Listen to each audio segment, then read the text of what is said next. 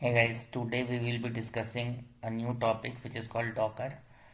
So Docker is a containerization engine, which means that on Docker we can run several applications within containers, and we can basically ship it into different machines also where Docker is installed and uh, run those containers there as well. So this is Docker desktop. So we can go here, we can look for Docker, and this is the official website of Docker. And there are several other container development tools, and which we can use to. Here is the option of download Docker desktop, and we can download Docker. And there are several other tools as well from where we can download Docker and use it for creating softwares. So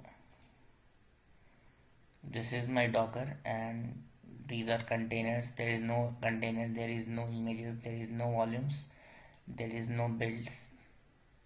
There are builds, but those are basically for uh, previous images, so it's not required yet. So it's like that. Models, we can publish also our images so that other can use it.